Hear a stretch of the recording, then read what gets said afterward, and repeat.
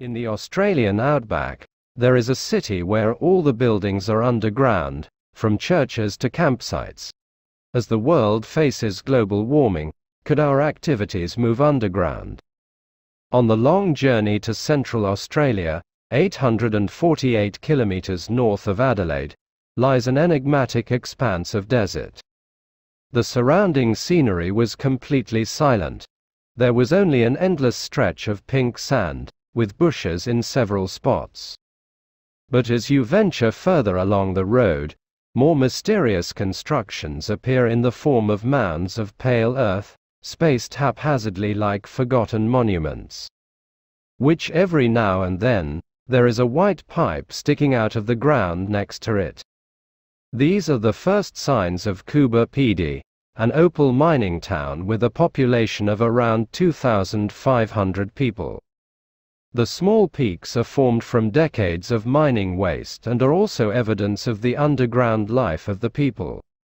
In this remote region, 60% of the population still lives in homes built in sandstone and siltstone. In some areas, the only signs of habitation are ventilation shafts sticking out of the ground near the entrances. The temperature in this area usually reaches 52 C. It is so hot that flying birds can fall and electronic equipment must be stored in the refrigerator. Last July, the city of Chongqing in southwest China was forced to reopen its World War II air raid shelters to protect residents from the threat of temperatures above 35 C for 10 consecutive days.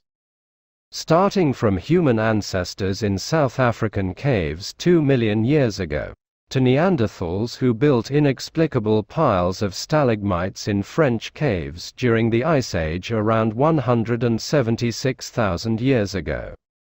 Likewise with Cappadocia, an ancient district in central Turkey.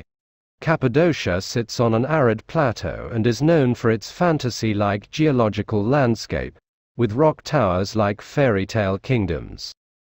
But it's what lies between the rock towers that makes it truly spectacular. It is said that this all started when several chickens belonging to a man disappeared. In 1963, the man tore down the basement of his house. From there, things only got weirder. The man discovered a secret passage, a steep underground passage that led to a labyrinth. That is one of the many entrances to the lost city of Derinkuyu. Derinkuyu is just one of hundreds of cave settlements and several underground cities in the area, which are thought to have been built around the 8th century BC. The caves were almost always inhabited for thousands of years, equipped with ventilation, wells, stables, churches, warehouses and a network of underground houses. These caves also served as emergency shelter for up to 20,000 people in the event of an invasion. As in Coober Pedy, life underground helped residents cope with a continental climate that fluctuated between hot, dry summers and snowy winters. When the outside temperature varied from well below 0 degrees to above 30 C, the temperature below stabilized at 13 C. Even today, these caves are known for their ability to cool, not by the use of energy, but by their building techniques and design. Today, ancient caves in Cappadocia house thousands of tons of potatoes, lemons, cabbage and other produce that needs to be kept cold.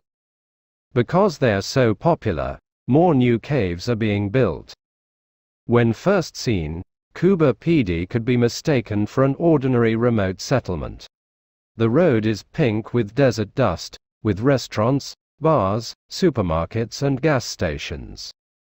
Coober Pedy looks very quiet. The buildings were vast, and something seemed strange. The strangeness was only answered underground. Some of Coober Pedy's dugouts are accessible via small, ordinary buildings. As soon as you step inside, the underground passage will take you as if you had stepped through a wardrobe into Narnia. At Rebas, a campsite where people can pitch tents several meters underground, the entrance is a dark tunnel. Underground buildings in coober Pedy must be at a depth of at least 4 meters to prevent the roof from collapsing. At this depth, the room temperature is relatively comfortable, namely 23 C. While people living above ground struggle with hot summers and winters that reach 2 to 3 C, these underground spaces remain at the perfect room temperature 24 hours a day, all year round. Apart from being comfortable, living underground is also more economical. Coober Pedy generates all its own electricity, of which 70% is powered by wind and solar. However, operating an AC is usually very expensive. On the other hand, many underground homes in coober Pedy are relatively affordable. In the recent auction process, the average 3-bedroom house was priced at around $40,000 (Rp. 399 million). This underground residence also has minimal noise and light pollution, and is insect-free. Surprisingly, this underground lifestyle can also protect against earthquakes, which, according to Wright, produce a vibrating sound that builds to a crescendo, then travels to the other side of the basement. There are a number of reasons why building a cellar in coober Pedy is very practical. First, the rocks are so soft, you could scratch them with a razor blade or fingernail, says Barry Lewis, who works at the Tourist Information Center. In the 1960s and 1970s, coober Pedy residents expanded their homes in the same way they built opal mines, using explosives, picks and shovels. Some of them don't need to be dug at all, and many local residents make use of abandoned mine shafts. In addition, the sandstone structure was sturdy even without supports, allowing them to build large rooms with high ceilings, in any shape desired.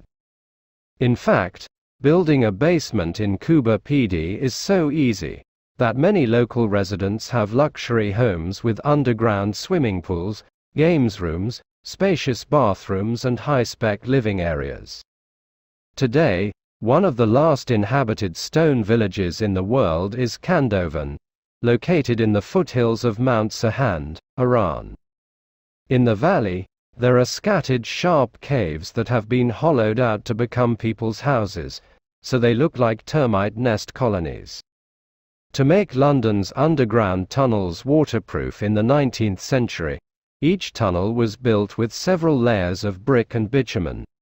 Even with that technique, there are still regular reports of black mold in these tunnels. It could be that, soon, strange sand pyramid dwellings like those in coober Pedy will start appearing in other places in the world.